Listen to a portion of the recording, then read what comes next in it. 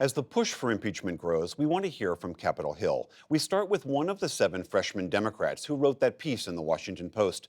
Congresswoman Abigail Spanberger is a Democrat from Virginia, and she sits on the House Foreign Affairs Committee. We spoke earlier this evening. Congresswoman Spanberger, thank you very much for being here. You obviously heard the Speaker's announcement that she is moving forward with an official impeachment inquiry. In the piece that you wrote in the Washington Post last night, you wrote, quote, "These allegations," this is about the president's behavior with regards to Ukraine, "are stunning, both in the national security threat they pose and the potential corruption they represent." You spent some time in the CIA. Can you give me a sense about what is it that is most troubling about his behavior? What's most troubling about these allegations is the fact that we see a president who allegedly pressured a foreign government to provide information, to dig up dirt on a political opponent, and that he potentially sought to use security assistance funds, taxpayer dollars, to leverage and to create that pressure. From a national security perspective, this is tremendously worrisome on multiple fronts. First and foremost, the fact that we would have security assistance funding at play, leveraged, potentially not going where it needs to go after it's been appropriated by Congress is troubling element number one. The fact that we would have a president who would potentially put himself in a position of pressuring a foreign government, that's not how our diplomatic relationships are supposed to go. And then, of course, there's the primary piece that we should not have a president of the United States who's using his power to collect information for his own personal gain.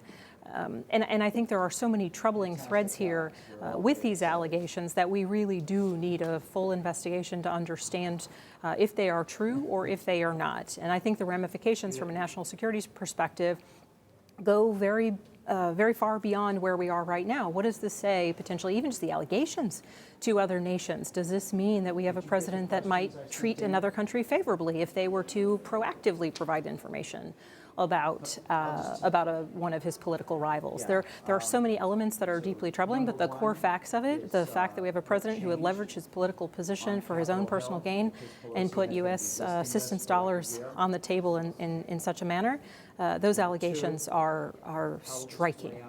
You mentioned in your piece last night and just now that if these allegations are true, we still don't have all the facts. I mean, the president himself is pointing out that we still haven't seen a transcript of the phone call. We haven't seen the whistleblower's report. Do you think it is too early to be talking about an impeachment inquiry, given that we don't know all the facts yet, despite the president's admissions? Well, I think the important piece about an impeachment inquiry or the congressional power of inherent contempt, subpoenas, or any other tools that we have, these are tools that allow Congress to get to the bottom of an issue. These are tools that allow us to have a privileged process when investigating these allegations.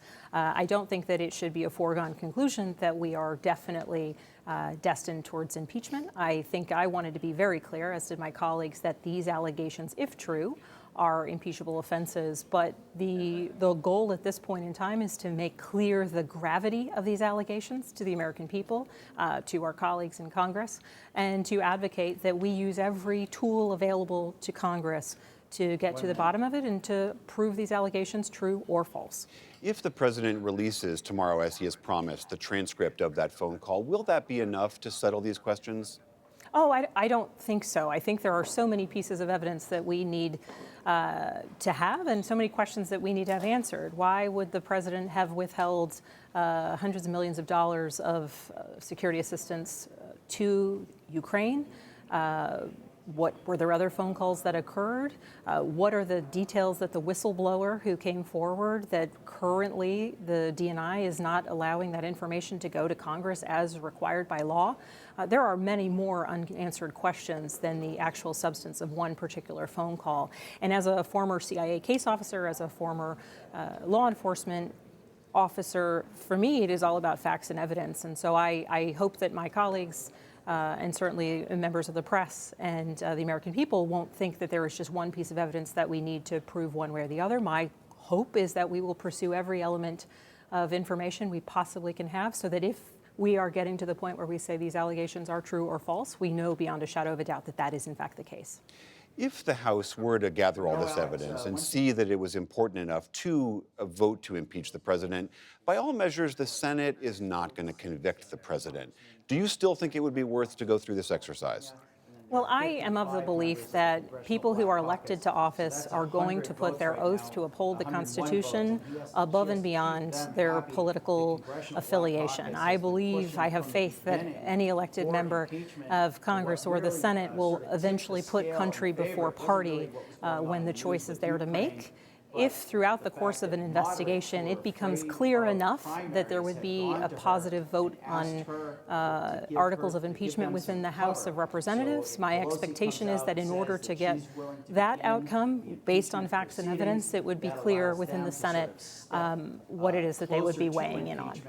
All right, Representative Abigail Spanberger, thank you very much. Thank you very much, William. I appreciate it.